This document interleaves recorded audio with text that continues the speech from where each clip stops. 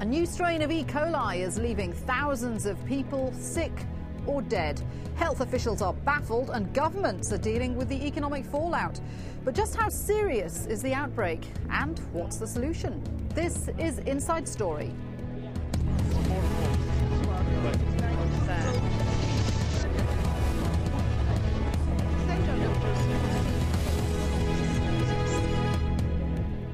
Hello there, welcome to the programme. I'm Shuli Ghosh.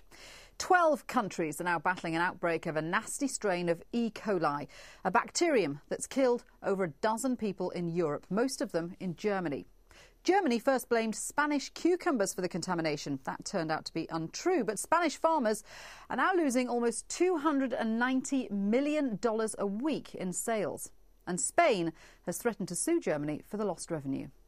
Spain will not rule out taking action against the authorities in Germany, who question the quality of our products. What we ask of Germany is to get to the bottom of this. The country most interested in knowing the truth is Spain. It is not our products.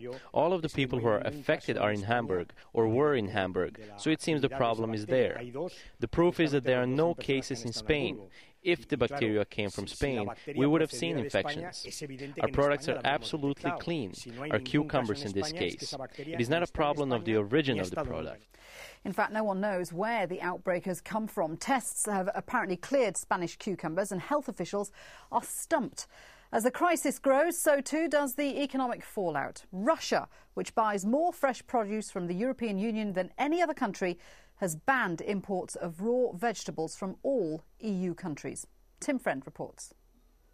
In the midst of increasing concern among the public and an international political blame game, some hope is emerging.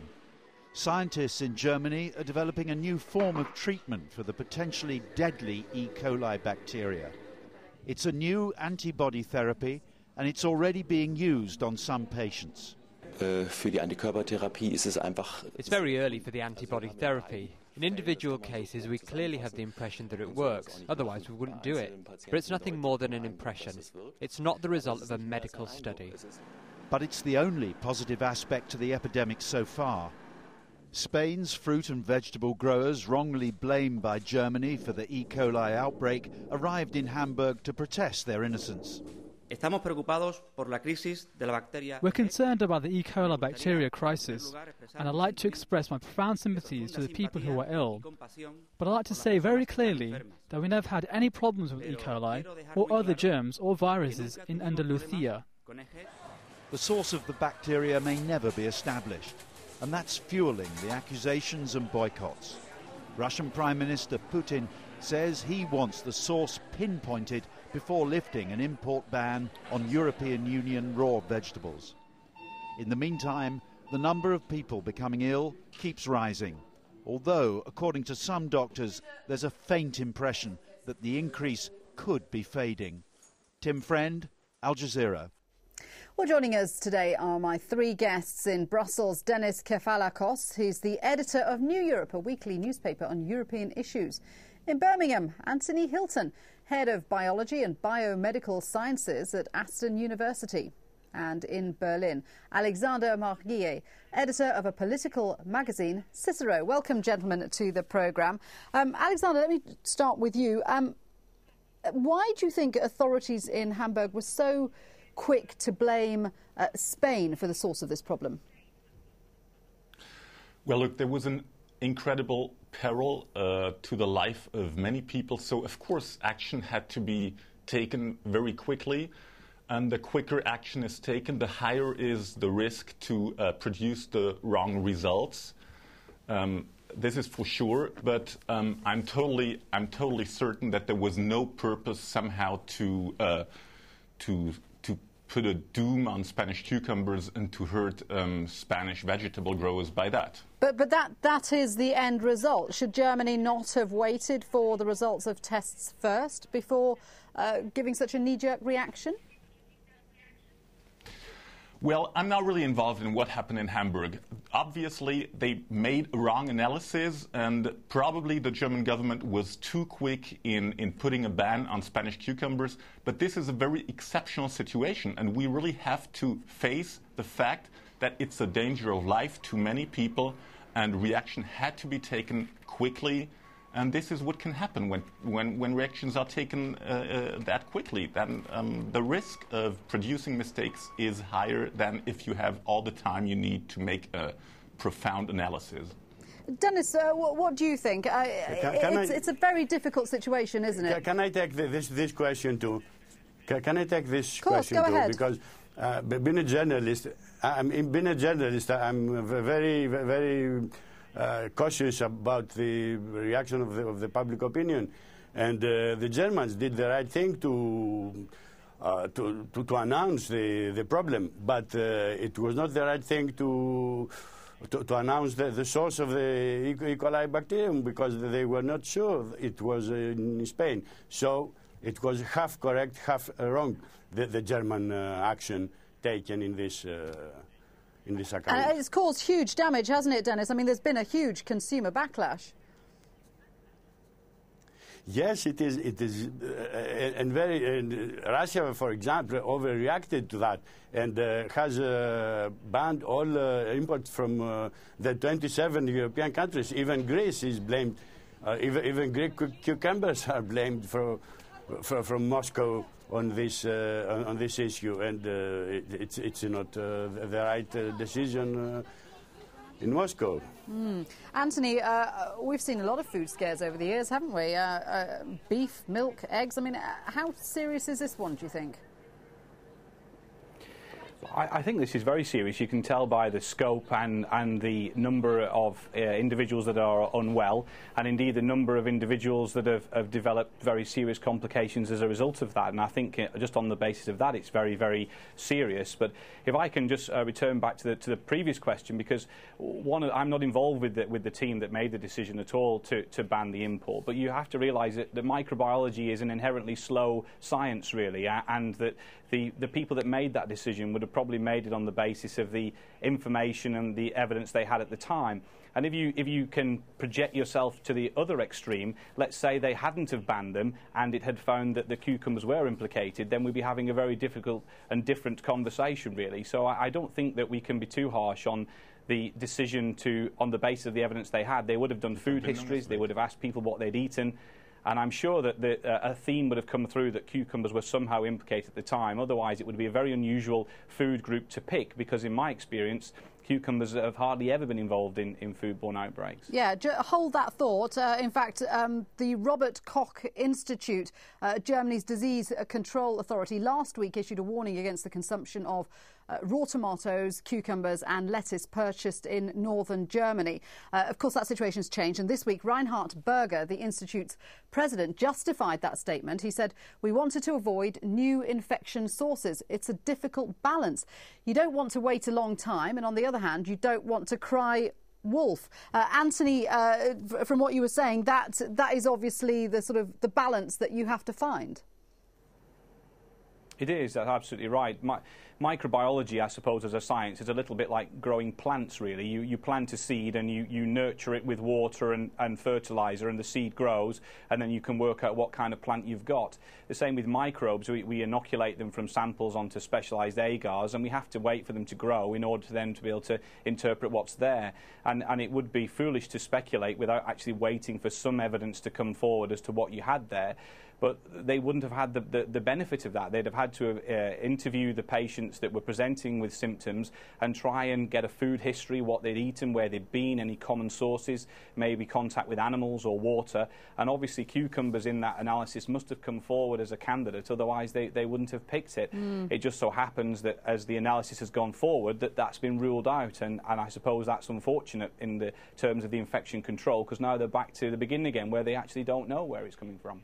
Dennis, it couldn't come at a worse time, could it? I mean, just as the Spanish economy is struggling to recover from the recession, it's now losing millions and millions. No, okay, this might be also an overestimate by the Spaniards, these losses, and it has nothing to do with the financial situation of the country. Spain is a very low indebted country. It's the state debt in Spain is 63%, is on the low side. There is no problem on the financial side for Spain. But they're saying they're losing $290 million a week in sales of vegetables. I mean, that must be having a huge impact, isn't it? Yes. This might be a rough estimate on the high side, because a lot of people have been hit in Spain. Agricultural producers, entire regions depend on these products. And it's not only cucumbers. The entire fruits and vegetables market of the European Union is in turmoil. Producers and hundreds of thousands of producers and hundreds of millions of consumers, they don't know what to do. They got to find the source of the bacterium.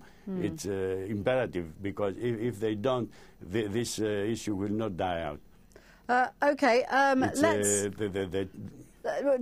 just further on that line. Let's just take a look at E. coli and pose the question, why is it so dangerous?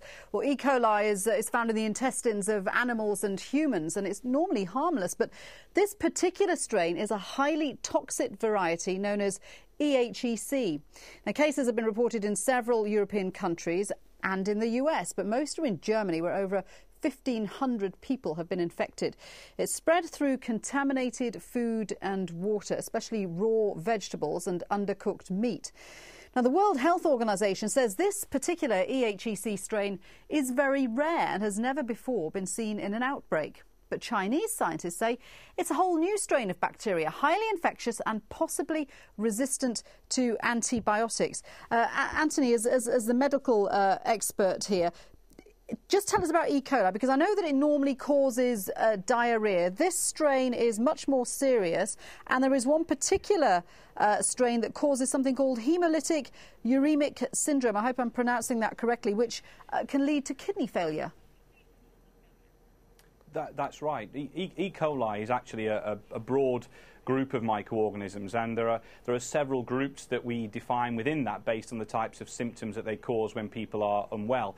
And the first thing to say, you're absolutely right, that E. coli can be non-pathogenic and not cause illness at all, but there are some that actually can cause quite serious diseases, and possibly one that people are more familiar with are the enterohemorrhagic or verotoxin E. coli, and one of them called 0157. And that worldwide has been implicated in food-borne disease that can give rise to this complication that you've described as hemolytic uremic syndrome, which indeed is a complication which ultimately can involve the kidneys.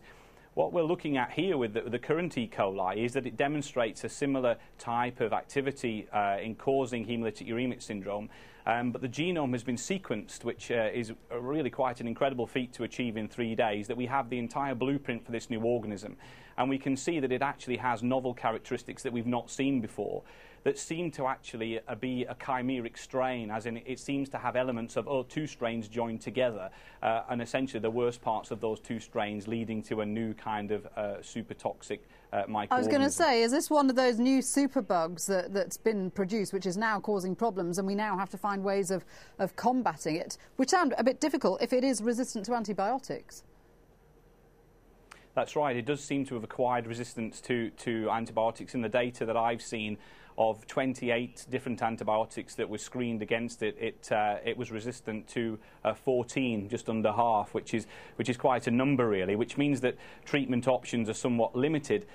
Although antibiotics are not typically used to treat E. coli infections, in our experience of administering antibiotics, the organism actually excretes more toxin, and for the patient that can be bad news.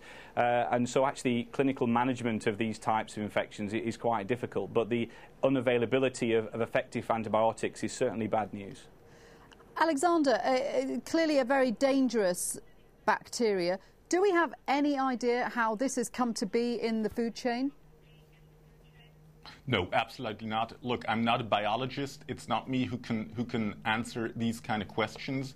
Fact is, it seems to have something to do with vegetables. I mean, there's a high probability. It could be something totally different as well. I really don't know. And so, as we are aware of, it's really risky to talk about cucumbers or tomatoes or salad or whatever. So with that in mind, is Russia right to ban all fresh vegetables from all EU countries?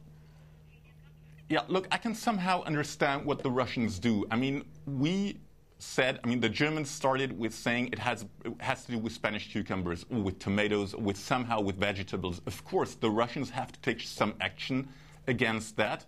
And I can pretty much understand that they put a ban on all kinds of vegetables coming from Europe. We have to solve the problem, and then I think we can go back to normal. Do you agree with that, Dennis? Do you think Russia were right to take this action on an outright ban on all fresh produce from all EU countries? It's very difficult to answer this question. It's a very sensitive problem. You cannot ask Russia to take back this ban as long as we don't know which is the source. But the way they did it and the extension of the ban is a bit overreacted, because it was not a ban on imports from Spain or all fresh fruits and vegetables from Spain, but from all over Europe. It was an overreaction. I just want to ask. Go on, Alex. I just want to ask my colleague in Brussels what he thinks. What would the Europeans have done if this problem would have risen in Russia? I think we would pretty much have done the same thing as the Russians did right now. This is the way I begin to answer this question. It's very difficult to tell a country what to do in such a case, and obviously the ban is the handy solution for the authorities, and they can sell it to their own audience very well. Clearly they've got to look after their consumers. Of the Russian people. But Dennis, it's caused a lot of diplomatic tensions, hasn't it? The EU Health Commissioner is saying that the ban is completely disproportionate. Yes, it is disproportionate because it covers all fresh vegetables from all European countries. It's overreacted in this part from Russia, and I come back to what I said before. It's very easy for the Russian authorities to apply such a decision because it is very sellable to their audience, protecting the health of the Russian citizen. It's a very easy decision. But it's not accepted in the European Union. Yeah, in fact, Gennady Onishenko, the head of the Consumer Protection Agency, has criticised food safety standards in the EU. He said, "I call on people to forego imported vegetables in favour of domestic products. This shows that Europe's lauded health legislation, one which Russia is being urged to adopt, doesn't work."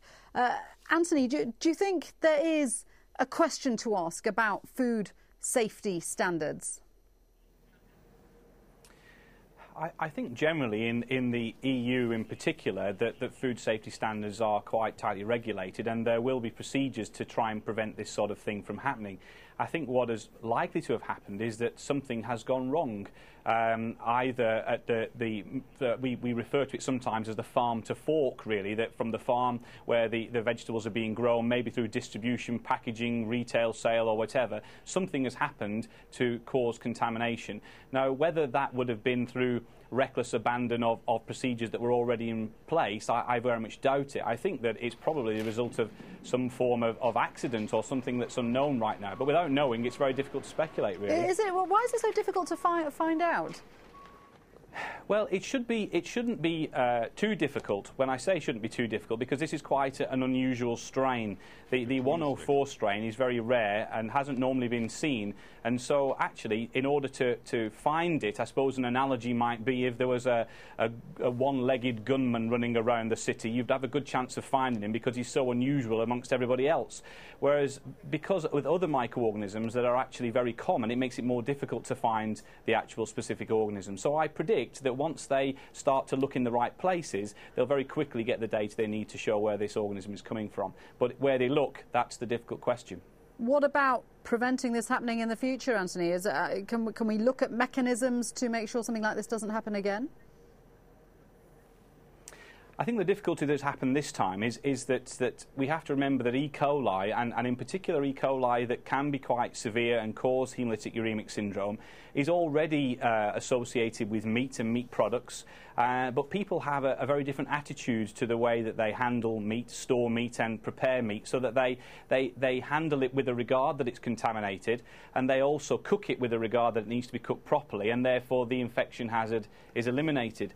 I think where the problem has been exacerbated this time is that obviously it seems to be associated with, although not confirmed, with other types of maybe vegetables, fruits, who knows, that they are often ready-to-eat foods. They're consumed without salads, any processing. You don't cook them, so that's obviously a real problem if that produce is contaminated.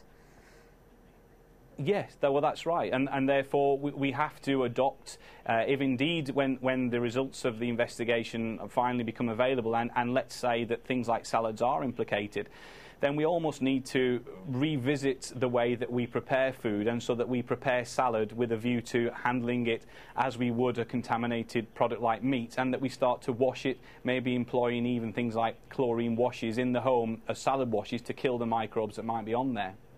Alexander, where does this leave relations between Germany, Spain? What's going to be the impact? I don't think it's going to cause like really serious political problems, but we have to be aware of the fact that Germany right now is not like the real darling in the European Union because of problems that have nothing to do with the vegetables, but much more with the financial crisis. And I think that the outrage in Spain for the action that had been taken in Germany was so big because they feel that they are being criticized for all kinds of things. And do you think Spain will sue? Will Spain look for compensation from Germany? I don't know. I think it would be very hard to sue that because, again, there was no purpose, and I'm not a lawyer, but I'm very skeptical about this point. Well, I mean, lawyers would say that there is such thing as defamatory comments which damages businesses, and that's what's happened to Spanish agriculture. Well, probably you would have lawyers who would say the exact opposite to that, too. Dennis, what do you think? Yeah, I think that we got a very concentrated geography of the victims in this affair, and so we can. I think scientifically, I'm a journalist, I'm an economist, I'm not a scientist. I think it is rather easy to locate the source of this contamination. We got the geography of the victims are give us a very good lead to what is happening, and the producers are only two. We can check those two producers in Spain. I'm sure this have been done already. If something had been found there, we would have known it. So it's probably the distribution networks that are responsible for this in Germany. Last quick question. In this region. Last quick question to Anthony. Do you think consumers, the general public, are just fed up with yet another food crisis? I mean, it seems that you can't eat anything without contracting something deadly. I think that would be a sad and potentially dangerous position to take, really. I think that obviously there is a problem.